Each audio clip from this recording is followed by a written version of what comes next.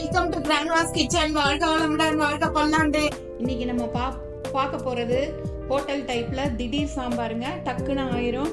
குக்கரில் வச்சோம்னா ஒரு 10 மினிட்ஸில் வந்து நமக்கு வேலை முடிஞ்சிருங்க.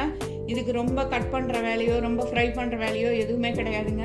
இது வந்து கொஞ்சமாக போட்டாலும் நிறைய வந்து நமக்கு வந்து 4 பேர் சாப்பிட்ற மாதிரி நிறைய ஆகுங்க.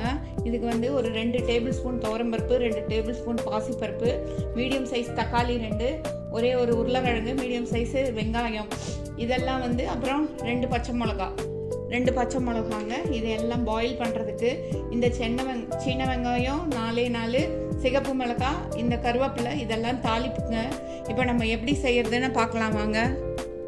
2 பருப்பையும் நல்லா கழுவி இது மாதிரி வச்சுருக்கோங்க. அதில் வந்து வெங்காயம், அப்புறம் வந்து உருளைக்கிழங்கையும் போட்டுடலாங்க. போட்டுட்டு அந்த 2 பச்சை மிளகாய் எடுத்து வச்சுருக்கோம் இல்லைங்களா, அதையும் போட்டுடலாம். மஞ்சத்தூள் போட்டுடலாம், கொஞ்சமாக மஞ்சத்தூள் போட்டுடலாங்க. அதில் வந்து ஒரு 300 ml இருக்கிற மாதிரி தண்ணி ஊற்றிக்கலாங்க.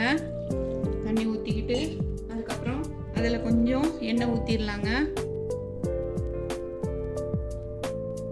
அதில் வந்து நம்ம கட் பண்ணி வச்சிருக்கிற தக்காளியை போட்டுடலாங்க. அடுப்பில் குக்கர் வச்சிடலாங்க. வச்சு இதை அப்படியே வச்சு மூடி வச்சு ஒரு 4 விசில் விட்டுறலாங்க. குக்கரில் வச்ச ஐட்டங்கள் எல்லாமே சூப்பராக வெந்து வந்திருக்குங்க. இதை நல்லா இப்படி ஸ்மாஷரில் ஸ்மாஷ் பண்ணிடலாங்க. ஸ்மாஷ் பண்ணிட்டோம்னா நல்லா அப்படியே நல்லா கரைஞ்சி இருக்கும். இது இப்போ அடுப்பில் வாணலி வச்சுருக்கோங்க. வாணலியில் வந்து ஒரு 2 ஸ்பூன் இருக்கிற மாதிரி எண்ணெய் ஊற்றிக்கலாம்.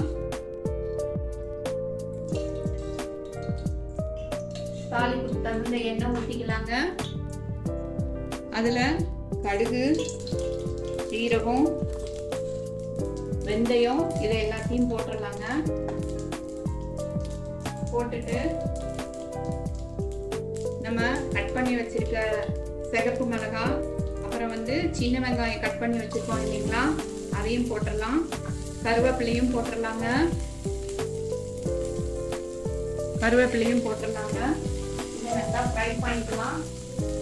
இதை நல்லா ஃப்ரை பண்ணிக்கலாங்க. சும்மா ஒரு சின்ன வெங்காயம் ஒரு 4 போட்டால் போதுங்க ஃப்ளேவருக்கு. அதில் வந்து நம்ம ஆல்ரெடி சாம்பாரில் தக்காளி போட்டதால் கொஞ்சமாக ஒரு 2 ஸ்பூன் இருக்கிற மாதிரி புளி தண்ணி ஊற்றிக்கலாம். அது புளி தண்ணி கொஞ்சம் கொதிக்கட்டும். பச்சை வாசனை போகிற அளவு ஒரு 2 நிமிஷம் கொதிக்கட்டுங்க. அதில் வந்து நம்ம இந்த சாம்பார் பொடியை போட்டுடலாம். நம்ம காரத்துக்கு வந்து பச்சை மிளகாய், சிவப்பு மிளகாய் 2 போட்டிருக்கோம். அதனால் கொஞ்சமாக வந்து சாம்பார் பொடி போட்டால் போதுங்க. நம்ம சாம்பார் பொடியை போட்டுடலாம். இது எல்லாம் வந்து ஒரு 2 நிமிஷம் கொதிக்கட்டுங்க.